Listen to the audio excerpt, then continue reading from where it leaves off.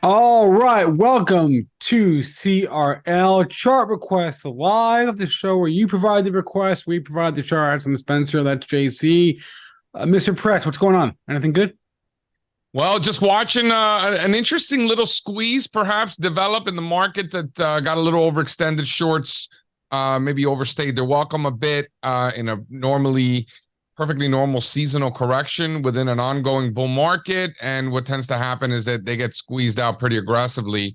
Dollars got my interest. We were just talking about the Israeli shekels, making quite the move over the last couple of weeks, which is indicative of more so of dollar weakness than Israeli shekel strength. And I think that speaks, we were kind of just joking, but the truth is that and the strength in Mexican peso and strength in some of the other emerging market currencies, I think speaks to the lack of strength in the dollar index, maybe just a little bit of weakness in euro and yen pushing that. And when the dollar's weak, stocks tend to do well.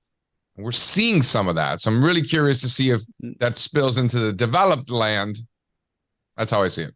Not all stocks do well. Let's go to the list here. As always, if you have a request for us and you want us to talk about your chart, email us. You should always email us questions at stockmarketmedia.com. We go through the request from the inbox first, and then we'll get to the chat. Let's start with the inbox and an email we got last week from Wavy, who loves to play contrarian.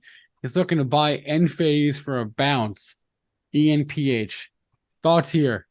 Yeah, so I mean, this thing's gotten absolutely slaughtered. Great example of just, kind of these distribution patterns that you tend to see. Here we're looking at a $10 billion solar stock out of Fremont, California. Shout out Bay Area. And, when we broke down below 120, that was the big level, right? These were these former support levels, and all of that broke down, right, as you can see here, right? And then we broke down, head down towards 74, so that's the level. So now we are stuck between 74 and 120, much closer to the lower end of that range. And I think that if you want to play that range, I think knock yourself out. To me, the bigger trade is above 120, but we're nowhere near that. So bigger picture, I love it above 120.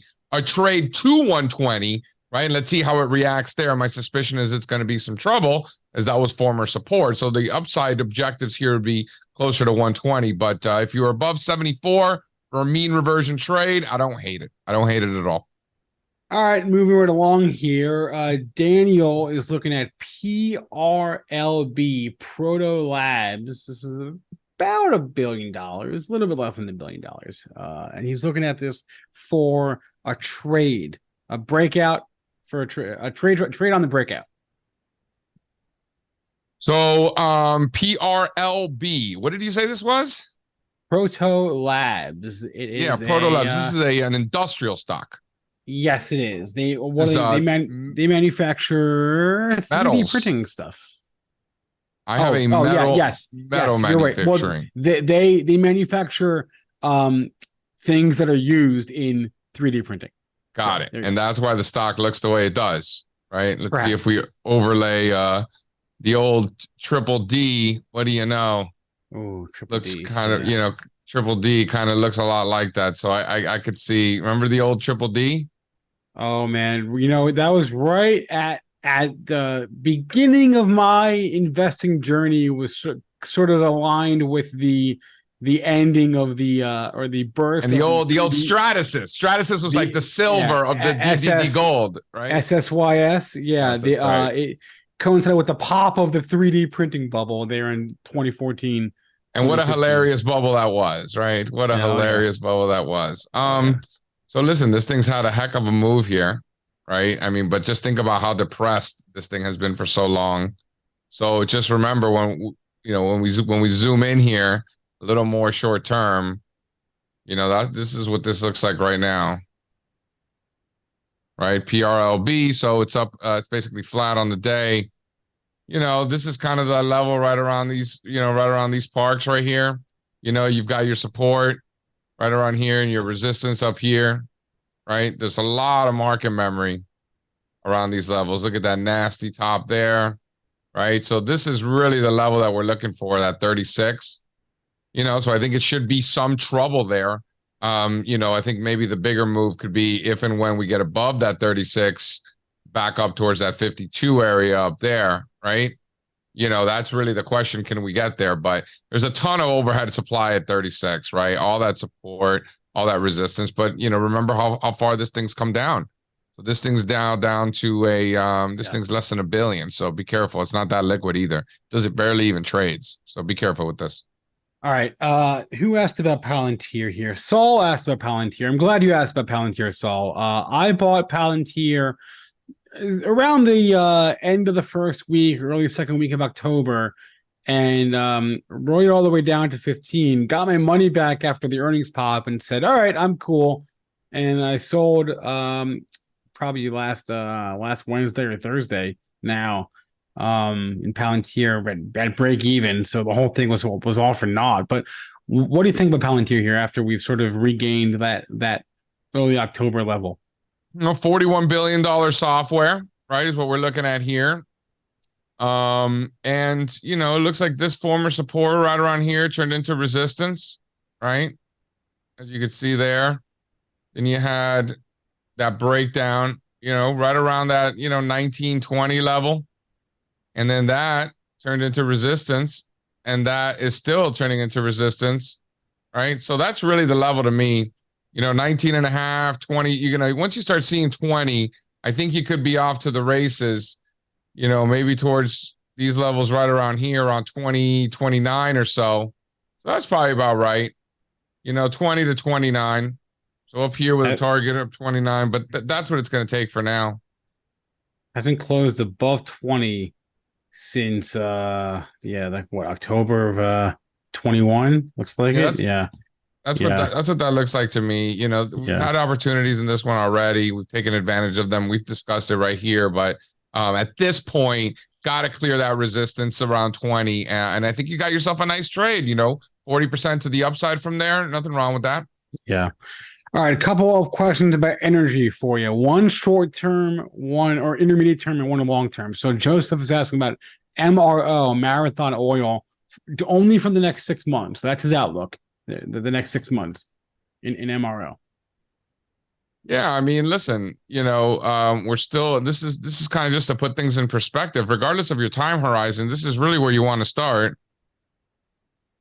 right? And then what do you see? You're looking at resistance from back in 2007. This one peaked a year before the rest of the energy stocks, already showing relative weakness, as you can see there. Then came back again, peaked in 2014 when energy really started getting destroyed. This one got destroyed like all the others. No difference here. It's come back with a vengeance. MRO now today sitting at $15 billion. This one's the EMP, not to be confused with the refiner. So this is the explorer and producer. Can we get back up to these former highs? Yeah, I think we do. But let's not forget that we're still stuck in this range in the short term. So there's, if you're looking to maybe sell premium, I mean, this would look to me like, honestly, like a good one to sell some out of the money calls, sell some 31s, 32s, sell some 19s to the downside, collect some income, look out around 45 days. Maybe look out to the January contracts, ideally the Decembers. But we're already getting a little too close for comfort. Maybe the Decembers might still work. If you're getting enough juice, I'm going to bring it up to Sean actually in the Slack. I'm actually going to Slack him right now. All right, there we go. And then long term, Jonathan wants your view for ExxonMobil. Which, I mean, how many times this year did we think it was going to break out? It is tried.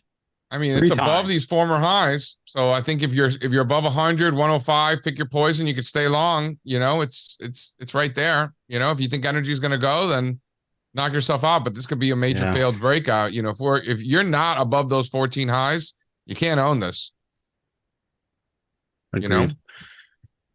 Okay, to the chat we go. I'll start at the top. And Joe asking about GLD gold. So this is one of the highest closes in the history of the GLD. Is it now? Really? One of the Uh, highest closes in the history of the i- GLD. is the all-time high 194? Am I seeing that right? Wow, we're not that far away. We've only closed on a monthly basis, only 2 or 3 times higher ever in history. So Wow. not very often have we seen these levels on a monthly closing basis. So yeah, I mean, listen, I think it is due. I think 25 back up towards 250, 2,500 on the futures contract. Yeah, I think that's for sure in the cards. Cup and handle, call it whatever you want to call it. Looks like a retest of those former all-time highs, consolidation. Now we're ready to rip. I think we do see it. I think we do see it. So, realistically, what's it going to take? You start seeing 190 handles closing, we're probably off to the races, but I'm already in. I'm already anticipating that breakout. I'm long. Yeah. All right, here's one that you are not long. Carvana, one of the best performing stocks of the first half of the year, from 3 to 57. Who's asking about this one? Brian is asking about Carvana now. So tremendous first half of the year, not so great second half of the year. And obviously we're still what is the stock down? 85, 90% from the all-time high. Something like that. I mean, this thing was quite the darling, right? Yeah, 376 is your all-time high. Right. 34 today. Look at that. Whoop. Okay. So here's Carvana, CVNA. And then kind of just to give some perspective of how far we've come. Well, like an inverse head and shoulders? Is that what that this is like? Only a $6 billion company right now. So think about, when this was a 370, we were talking about a 65-70 billion dollar company. So just think about how far this thing has come down. So yeah, I mean, could this be a potential, bottoming, major bottom here for Carvana? Potentially, probably not. These things are incredibly rare, right? This thing, could potentially be a zero, but at the end of the day, what it amounts to is a monster short squeeze potentially.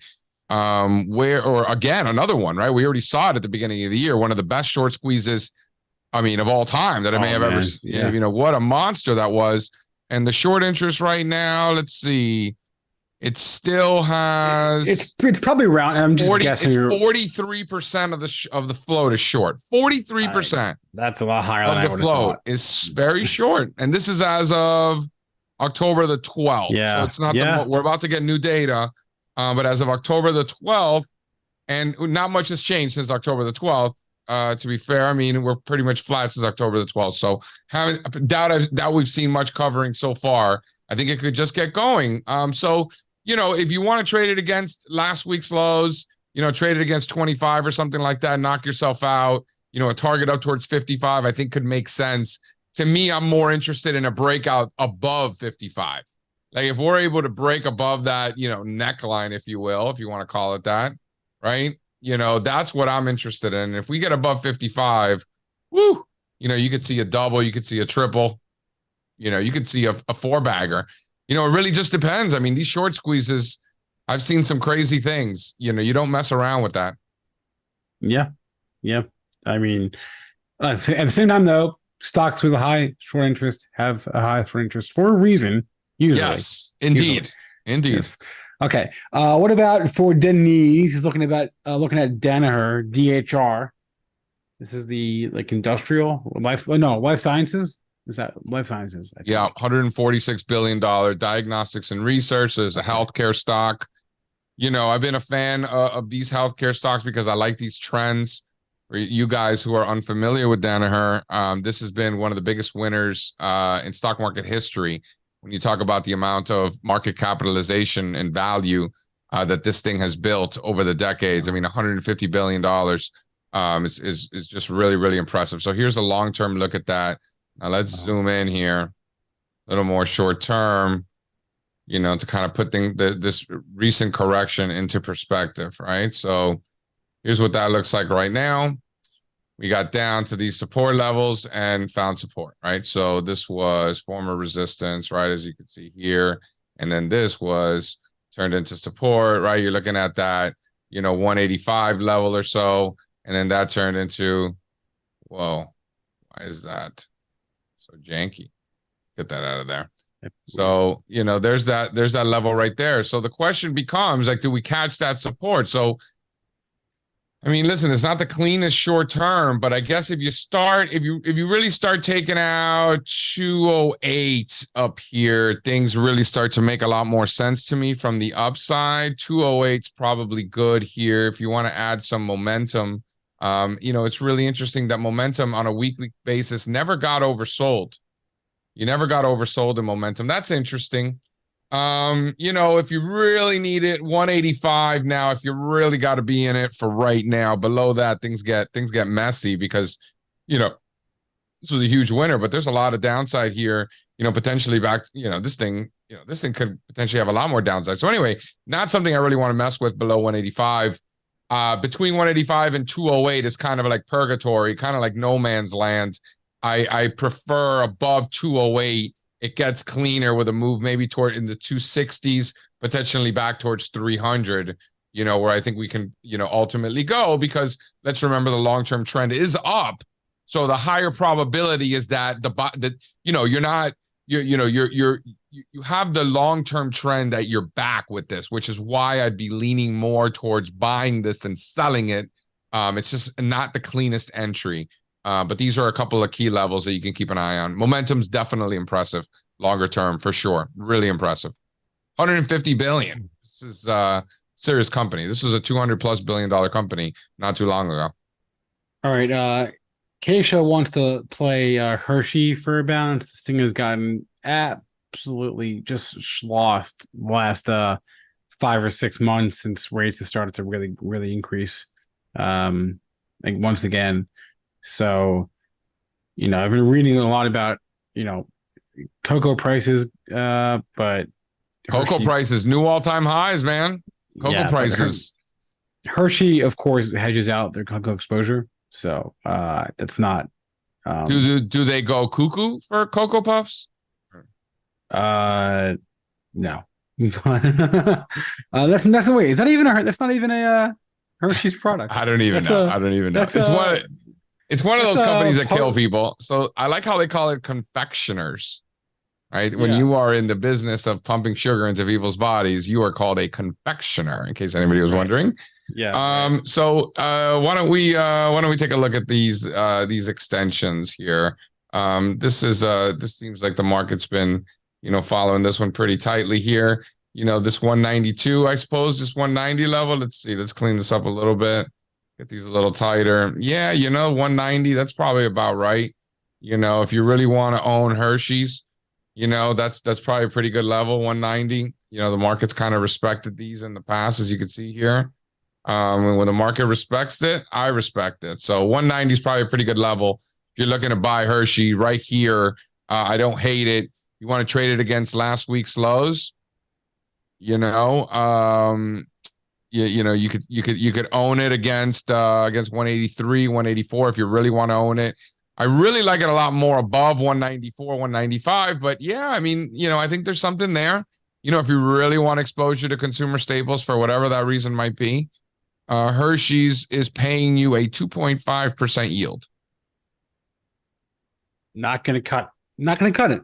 Sorry. Not going to cut it. Not going to cut. That is below Spencer's line. It is below his line. All right. Don is asking about Celsius. They had their report this morning. We talked about it briefly on our morning show, which if you don't watch, by the way, you should every Monday through Friday on this YouTube channel, Stock Market TV, 8:30 to 10 a.m.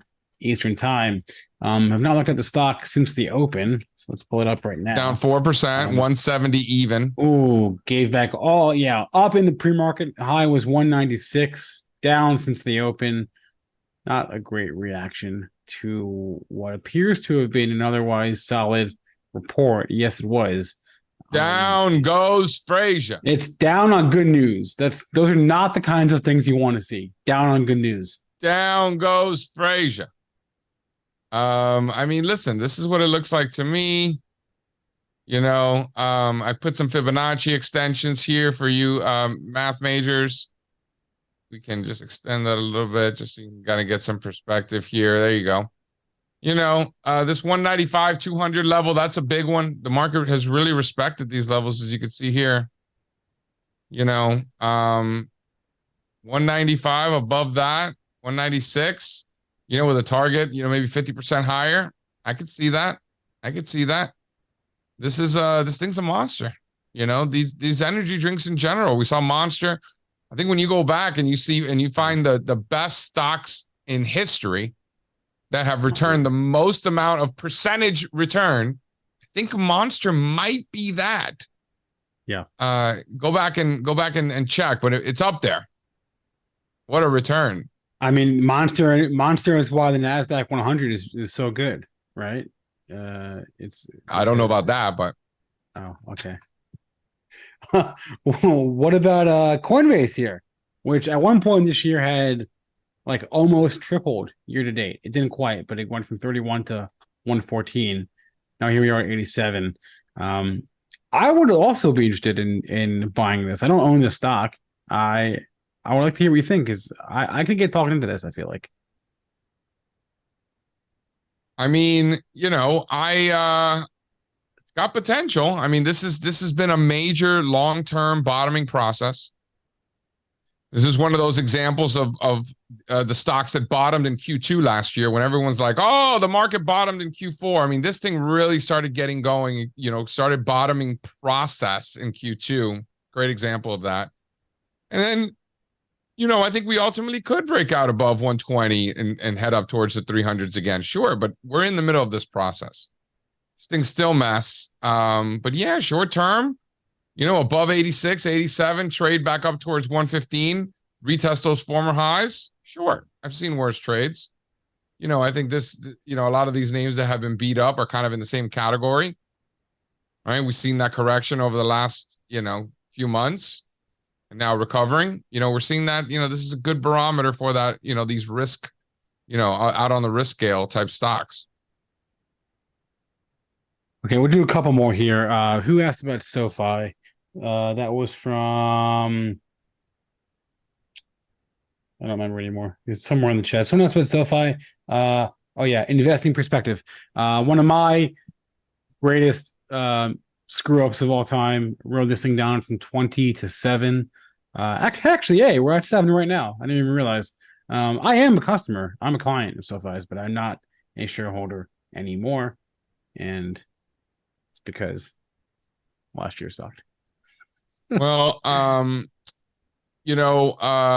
Spencer, this goes back to that age-old conversation that we've been having. This is the IPO low. Mm-hmm. And the low was $10, right? And that $10 came into play once again in early August. Let's remember that that's when things really broke down back here, right? So that's really the level there. It's just $10. It's $10. Whoop. It's $10. That's the level. So if we're below 10, it's stuck below 10. This is really a name that, you really want to be able to get back above those IPO lows, right? Stick that and potentially get going again.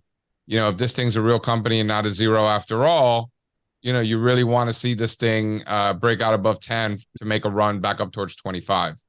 But okay, last one that we'll do here for Steven. He asked either or, JC, GDX or GDXJ, whatever strikes your fancy. To me, the charts look the same. They pretty much are the same thing. But same exposure, right? It just, the size of the companies in the ETF. They're not exactly. Yeah, exactly. Right. So this is the mess that is the gold miners index, right? It's a mess. It's an absolute mess. We were looking at that 31 level. That 31 level has a lot of market memory, right? Going all the way back to this gap right here. And, this was resistance. It was resistance again, right? Like there was so much market memory here. And then it was turning into support, right? And then you just had this nasty collapse here, which kind of ruined the chart and kind of makes this just a huge mess. But, I'm old school and I'm thinking about that 31 level, if we start to get above 31, the bet is higher. We're not right now. So this is the gold miners index.